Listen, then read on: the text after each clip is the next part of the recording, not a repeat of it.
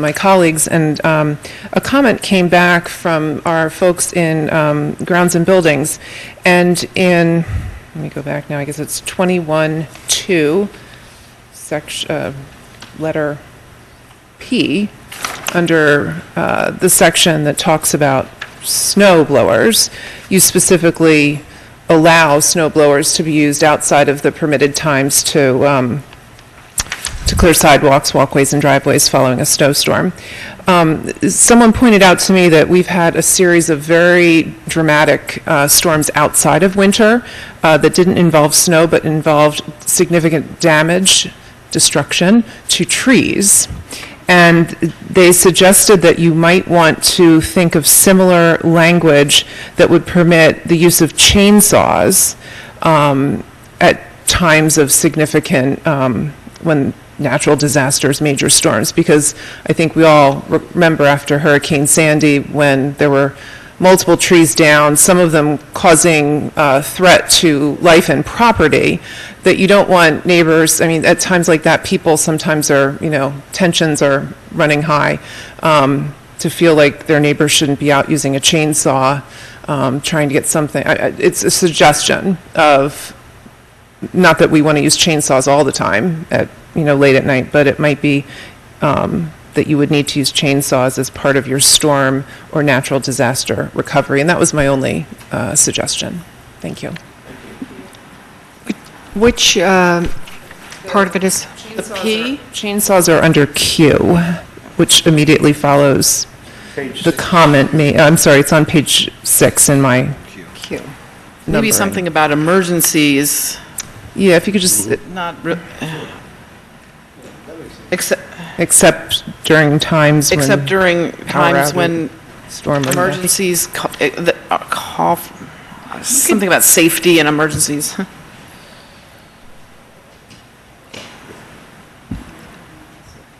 I'd like to make one more comment, if I may. I think that when we're talking about noise and the problems associated with it in terms of health and being in the Board of Health, that's part of my particular concern.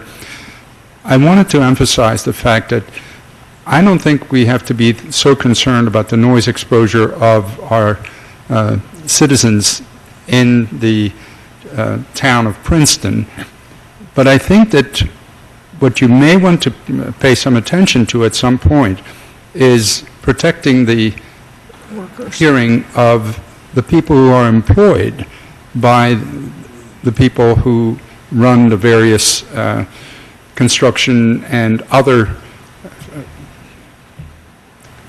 works that are being done in the public interest, who are exposed to the noise levels that are significant for many hours on end. And that's where you really have a significant effect on the hearing. And actually, I was talking to Jeff this morning, and we were talking about some of the aspects of what else we need to consider. And one of the other things is the fact that a lot of the workers who work on lawn and other aspects of caring for the properties of our citizenry are actually also exposed to a lot of pollution that they are breathing in. And it might be worthwhile to consider asking the contractors to provide both hearing protection and masks for the individuals who are working so that they can be protected at that point. Any question? Should we consider adding that to this ordinance? Well, I think I don't think so, because I think it's the responsibility of the people who do the work. But again, I think through our landscaper sign up and education, that's something else. I mean, I do see most people that do the lawns are now wearing noise reducing headsets. So I'm wondering if OSHA or is anybody else covering this, I guess is what I'm wondering. I don't know specifically, so I can't answer that. Yeah. But we certainly can ask Jeff. I think he would probably know. Right. But I don't know that, I think we could handle it administratively through the landscaper education that we intend to do. And so I think we should introduce this ordinance with the caveat that we would go back and check on the 50 feet, and that we would also check on what language we could insert that would exempt emergencies. Right. Ask Jeff. I mean, I'm sure he knows it. It's something I standard. think this last comment by Dr. Rogier also is something we can Right. discuss with Jeff. And right now, there is some limited language about exempting emergencies under 21-5. On the third line, and basically it exempts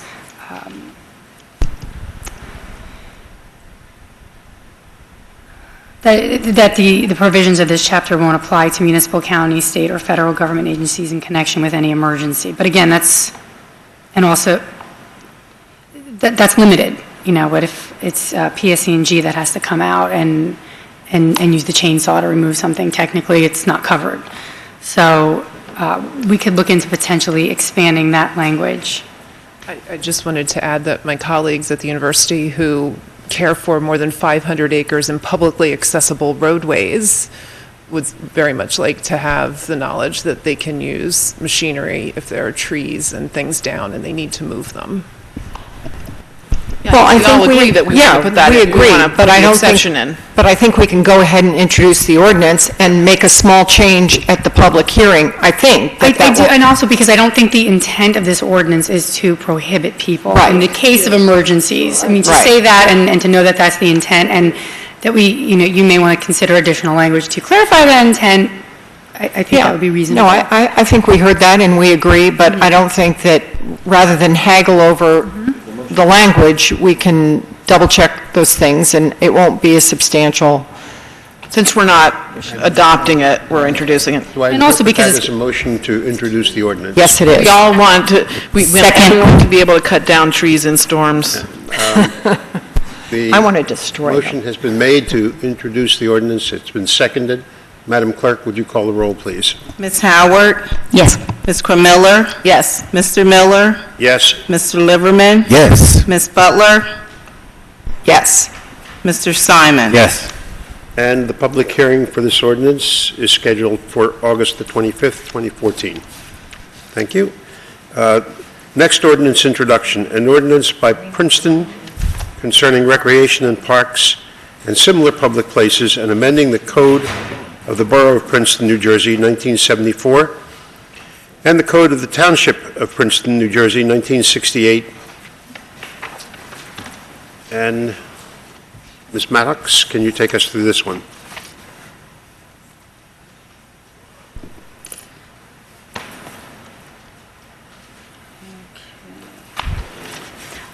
Okay, the proposed ordinance on parks and recreation facilities is, it's really two-pronged. The first portion of it designates the body who's responsible for overseeing recreation. And what's currently in the draft is the creation of a board of recreation commissioners. And this board is similar to the joint board that was in place pre-consolidation up until 2013. A board of recreation commissioners is an autonomous body, and it has certain power and authority to act without necessarily having to get approval from the governing body. And like I said, it's very similar to the joint board that was previously in place. In lieu of a board of recreation commissioners is an advisory recreation committee that the council has an option essentially to create at this time a board of recreation commissioners or an advisory recreation committee. As I stated, the Board of Recreation Commissioners is similar to what was in place pre-consolidation. It's also similar to what's been operating since consolidation. And since consolidation, right now it's called a Recreation Board. The language that created that board was silent on the level of authority of that board. So it gives you more reason to want to designate the board as a board of recreation commissioners or an advisory committee at this point.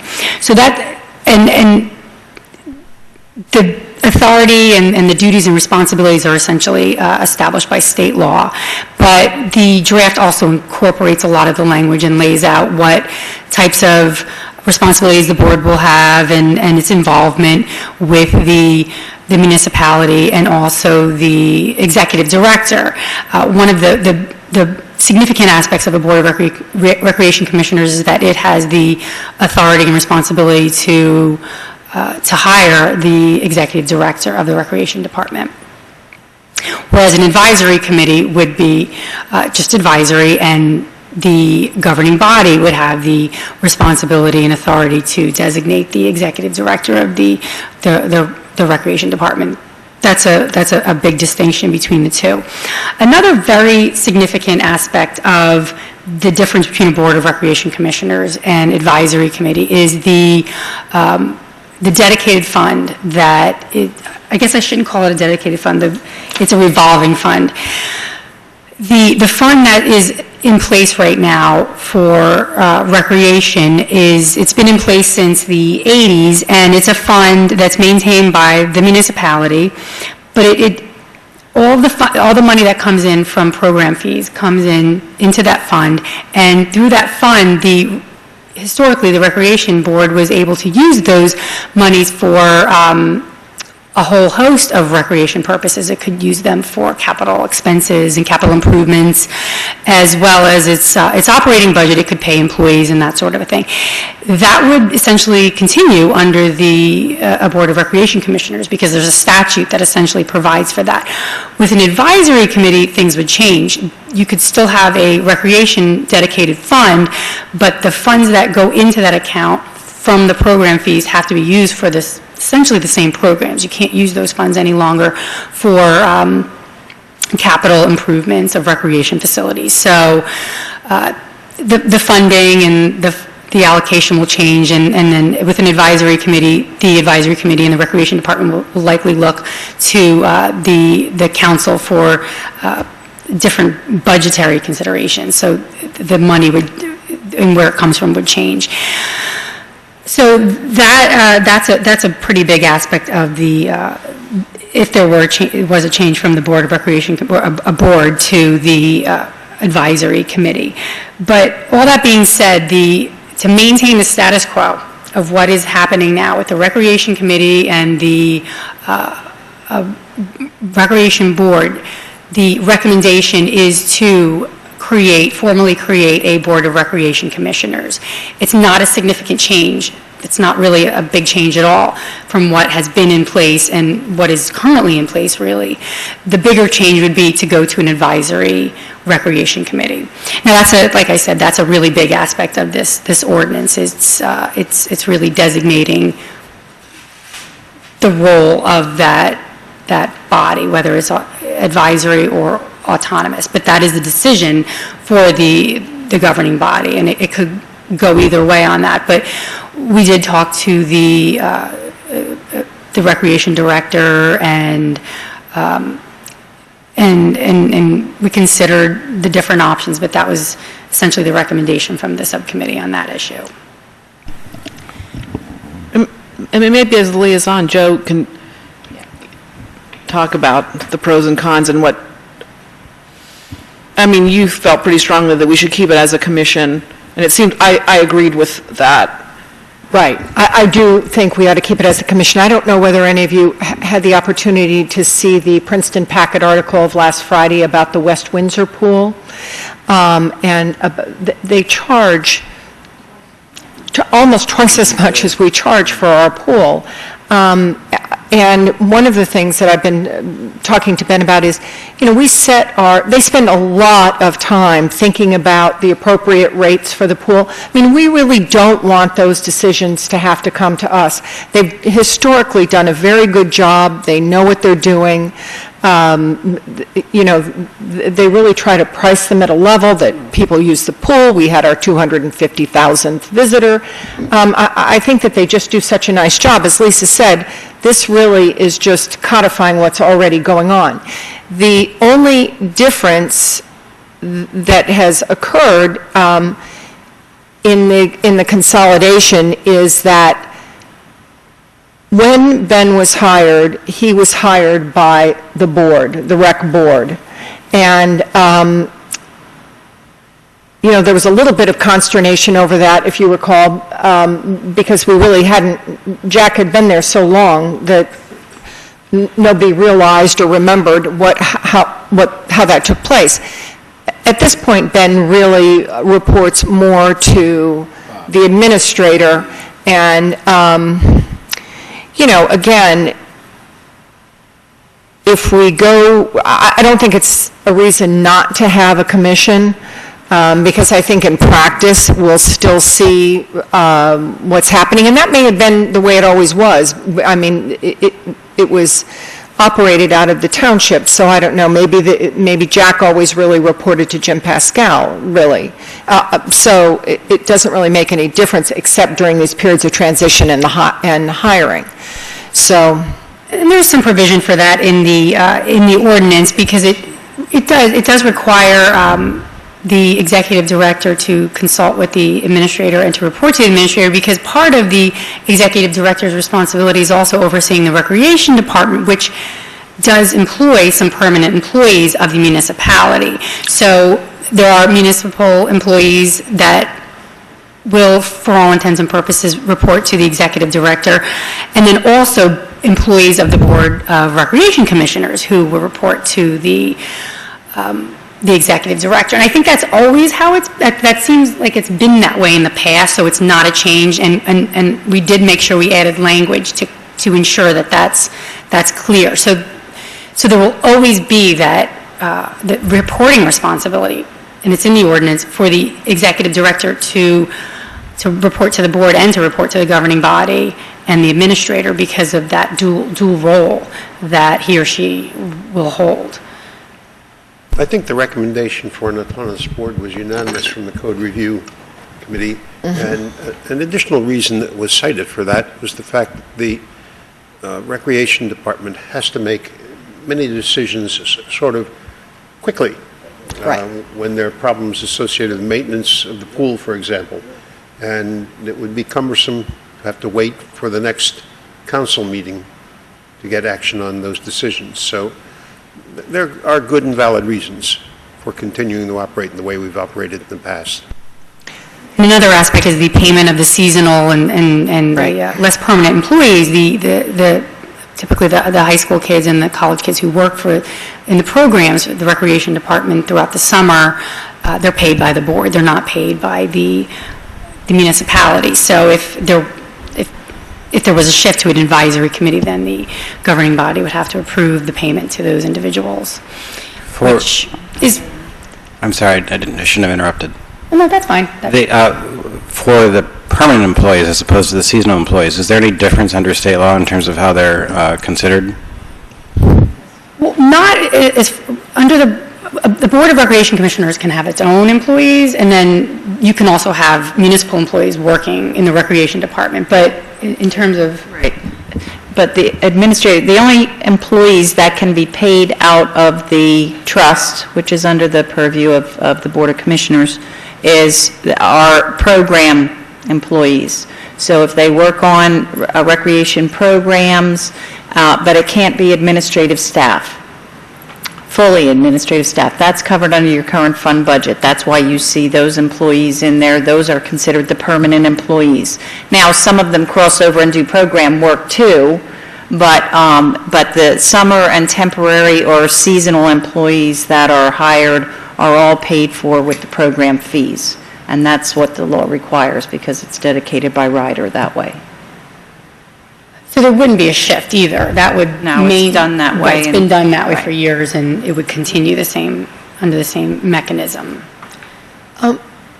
I thought that we had talked about making the liaison a voting member of the committee. Is that, or a voting member of the board, where we... That is a possibility. I didn't add that necessarily. That is something that you absolutely can consider, because I look back to see how it's handled in other it's not in the statute, but it doesn't mean that it can't be done. There are other instances, like the library board, where there's a member, the mayor is a voting member, and a planning board, you have a member from the council sitting. Corner house. Right. So you have situations where it's perfectly reasonable, and as long as the statute says you can't do it, as long as it doesn't say that you cannot do it, you can. Okay, I thought So that it's was one of the things we something had that you discussed and consider. we thought was a pretty good idea. I know we've had just a little bit of trouble, a couple meetings getting a quorum, and I think particularly if we, go with a commission, it would be important to have a council person be a voting member. Well, so should we change this before introducing it to simply Yes. say one voting member appointed by the governing body? One non-voting liaison? Right, well, I think you have to change it a little bit more than that. Like, you might need to say 7 members, one of whom will be the, Well, you can even say one. You could either say that the one is one of the 7, or you could make it an 8th, right? Is there a constraint? I thought It under the- actually is under it's between, Right. you can have between 3 and 7 I think it has to be members 7. under the state law. So you can just say one of the 7 members shall be a member, or it shall be A voting a member, A voting member. The one in 7 should be a voting. one. Yeah, you can just say there shall also, or there shall be one.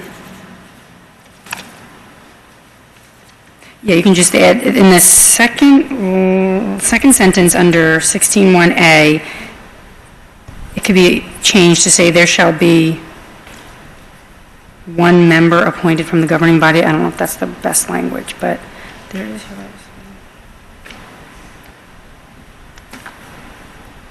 You can even say one of the regular members shall be a member of the governing body. Yeah. So you can strike that second sentence and then just in place of that say one of the regular. Right, but shouldn't you specify that it's the liaison? Well, it's not So that really it's clear that when that appointment is made at the beginning of the year, when you do that, the liaisons are decided that that's the voting member, right? Is a liaison considered a non-voting member just by definition or not? Oh, I don't know. That's the That's way. a good question. right. That's the way I think there's always- some confusion about that. So that's why, that's why you can even just say one of the regular members shall be appointed from. Yeah, consisting of member 7 council. members, Yeah. one of whom will be a member of council. Yeah, you can even say, right, there's. And 2 there is stuff. alternates. So it could be that it's not necessarily the liaison and the Right. voting member is the same person? Right, you won't have a liaison. You won't have a liaison.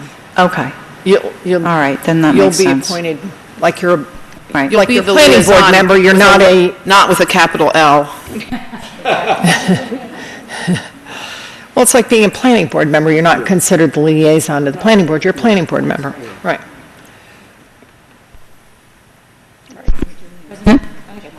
Yes. Yes, hi. Under Section 1610, permits, looking at subsection E, I'm concerned, and you teed up this question in the memo, about whether or not to require liability insurance for someone who's applying for a permit. And I'm just wondering what the thinking was on requiring this, because it seems a little onerous for someone, who I guess who wants to have a picnic, and, well, I mean, maybe that's not what you're envisioning, but to have specific insurance, not just general liability insurance, but specific insurance that names Princeton as an additional insured. We did talk about this, and I forgot, I'm sorry that I didn't notice this, because I think we all agreed that we did not want to require it. We could just strike it out, that would be, right? Yeah, Isn't that your absolutely. recollection? Well, I thought we had that discussion, but then I thought there was some additional correspondence with Ben Stens. There was, and Ben had recommended Ben it. recommended it, but I do think if you're having a don't have to family require it. reunion in the park, that this is. I don't want to, I don't think we should Right, do it. if you're a company having an outing in the park, that might not be so onerous, but to me, I was thinking, That makes it just almost really yeah, who's hard going to to do. use it? Yeah, it just seems like absent a compelling reason, such as the fact that that's the norm in other communities. But it just, I mean, I understand where he's coming from, obviously, and it's, he's worried about something happening in the park, but it seems totally unrealistic. I don't The know, other there might problem- be some events, though, that would take place that are, not residents necessarily, that maybe big events, you might want that protection. Maybe there's a way to let the recreation director use his discretion or something like that, and then be consistent. If it's a residence or a family party or something like that, that he doesn't require it, but if it's a corporation or something that's coming in to do even, Well, a big event. The other problem we have with this, and we talked about, is when you make this reservation, we're not even clear yet, and it's something they're going to be working on, what you're reserving. Yeah, that's true. Reserve Turning Basin Park, what are you reserving exactly? Right. And Kevin we is haven't still heard looking any into that. reason that this is going to raise our own insurance rates. I mean, I'd have to hear a really compelling reason for why we should do this. Our municipality pays, I'm sure, tons of money for insurance. And I haven't heard that, anyone say, oh, you better get insurance for this. Have you? No. So, I think there's we still don't have ti- insurance for people using the park now, and they use it. Groups use it, and I Right, just not think extra insurance, you're right. I think we're covered. You are covered, and it's just an added protection for the municipality. The only thing I would suggest is if you decide not to require the insurance, is still to add language to the form, just that they accept responsibility for liability for whatever happens, that they're responsible for, that sort of a thing. But I think, doesn't it say that right? yeah, it's under D. I would retain that. Sometimes people equate insurance with hold harmless, but they're totally. So strike E and leave D. Yeah. Yeah, that's absolutely reasonable, because also $100,000 isn't that much anyway. The Democratic Club had their picnic, and the Democratic Club doesn't have insurance, so we would have had a hard time. That's a secret. Right, and then what would happen is, buy it. frequently what happens is one person will ensure that their homeowner's insurance covers it, and frequently it does, even if, if you go out and you have a picnic, and if I go out and have a picnic, my homeowner's insurance already protects me. But not the way it's drafted here, where you have to name specifically Princeton and the Right. board and their employees as if we were to do, I think that's right, most people have that kind of the basic umbrella insurance, policy, yes, but they have some this insurance. is so narrowly, this is written so strictly that I think that wouldn't work. Could it be for businesses only? I just think our insurance covers this, and it's part of the benefit of the taxpayers of paying all their taxes, is that they are covered when they go to the park. Well, I know in the school system you have to pay. It just They're not bringing their own insurance. for schools.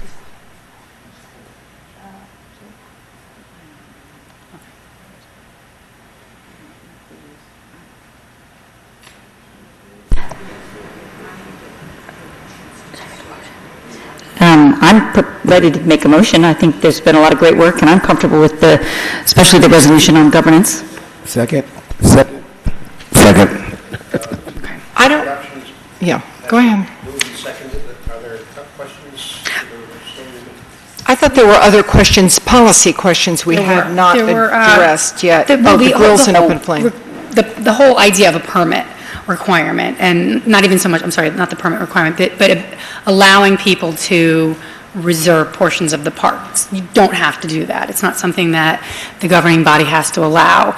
Right now, it's not codified, but there are certain portions of certain parks where it is permitted and has historically been permitted. So that's something for you to consider. And then what exactly you're going to require of the people making application. But one of the items that Ben and his personnel were looking at were the locations that he would recommend be allowed to have these reservations. Yeah, so essentially, Ben and Bob Gregory and Evan went around and I think looked at properties today to evaluate where we have grilling capabilities, maybe where we should have them, where we shouldn't have them because of the tree cover. And I think they're going to recommend spots where we can have them, and maybe then they will go about buying new equipment, making sure that it meets fire safety standards, that we have an area to dispose of hot ashes, et cetera, and perhaps, adding picnic tables. I don't think it's going to be more than 3-4 spots. It's not going to be a lot. I did check with them. They weren't able to go out today. They had some scheduling issues, so they're not going to be able to go out for another week or two. But I don't think we necessarily have to ordinance specifically which spots we've decided. No, that can be done administratively. So you can, so the language in the ordinance can remain without, and it can survive those types of specific changes. There were a couple of other issues. And again, it's the same thing with the grills and the open flames. The governing body can. But right now, I don't know if there are any locations that actually have any grills that are in compliance with current fire regulations. So the governing body can decide whether or not it wants to allow grills in certain parks and to allow people to. Utilize them. Just to clarify, is it the governing body or the Recreation Commission that makes that decision? Well, the council's doing it by ordinance, so I think the board is going to go along. I mean, theoretically, I don't think that the board is going to do anything inconsistent with any of the municipal ordinances. So if you have an ordinance, then they're going to abide by it. I don't think they're going to do anything inconsistent with what's ordinanced by the governing body. So to say it differently, if we prohibited it under ordinance, then they wouldn't allow it. But if we just left it silent, you could leave it then they would use their discretion. Then they would absolutely, yes. Then they could use their discretion, and it wouldn't have the force of law like an enactment of the governing body. And similarly is the use of alcoholic beverages in the parks and recreation areas. Currently under the Township Code, technically, people can make application for use of certain areas of parks for use of alcoholic beverages at certain events. And similarly, under the Borough Code, people can get approval from the governing body. So again, the governing body does not have to allow alcohol to be used in its parks.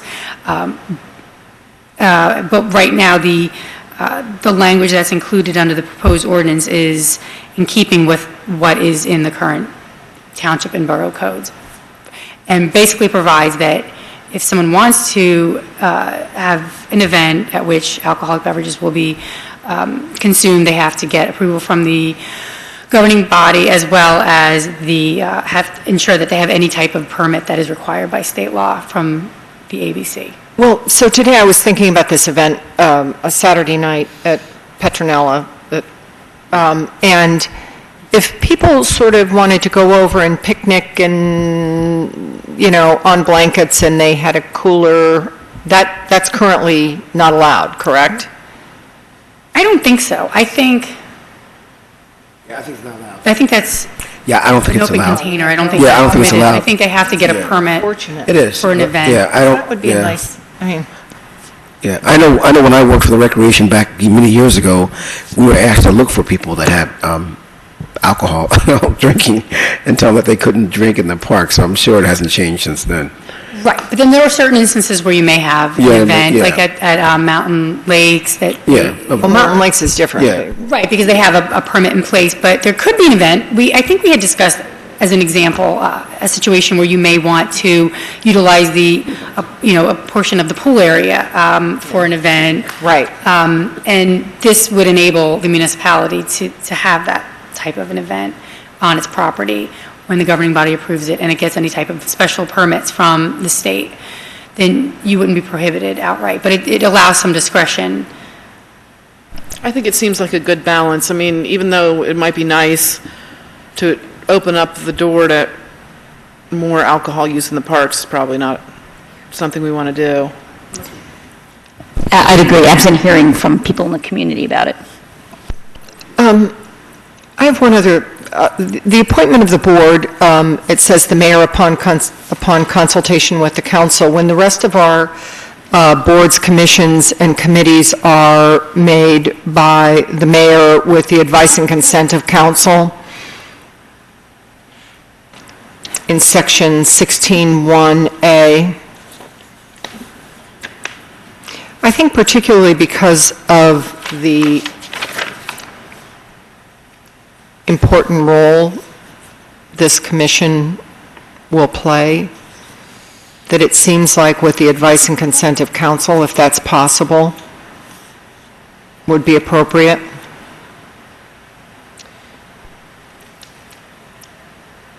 The way that where this comes from originally is under the state law, it provides that the mayor or other chief executive officer may in his or her discretion appoint not less than 3 nor more than 7 persons as members of the Board of Recreation Commissioners.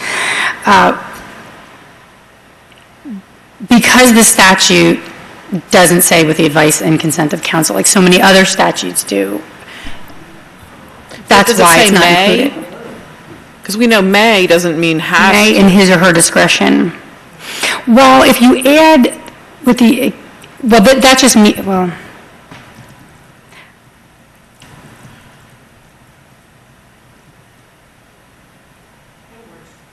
I don't know why the word may is used there, but it means that it's the mayor who makes the appointment, and it's up to the mayor, essentially, to make the decision. And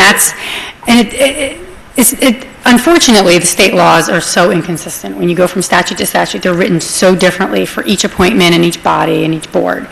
And the reason for it not adding that the council has to also approve it is because that would not be consistent with what's in the statute. So a compromise that we've used in the past in other situations where you have similar language is that at least the mayor will have to consult with the council whenever those appointments are made. It doesn't give the council the right to deny any appointment, but it does give the council the ability to weigh in.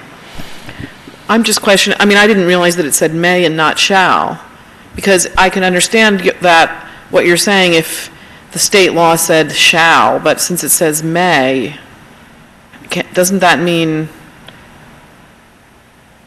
that we could add advice and counsel? Advice and consent? We do approve all of the appointments, so. But if you feel, if we're codifying what we already do. Because I didn't think the other statutes that had the mayor shall, it said the mayor shall appoint. Because I know that some of the statutes specifically say the mayor, I think that's the case with the Environmental Commission. Okay, the environmental, what says shall or may there? Could I suggest that we solve this by asking you to essentially research the question of whether the appointment process here is intended to be different from other subordinate officers of the borough?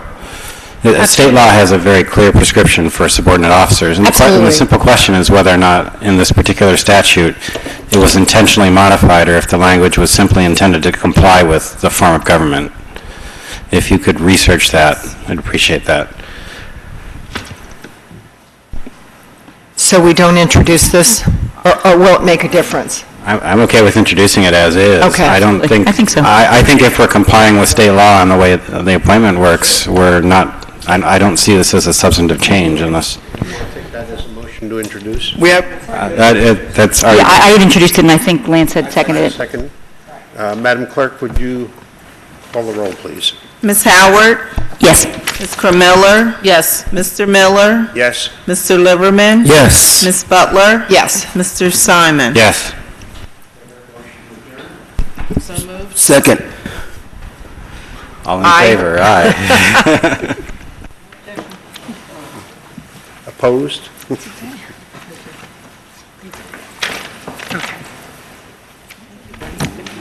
Thank you.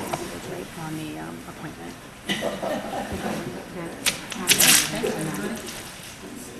Okay. Yeah, I have that.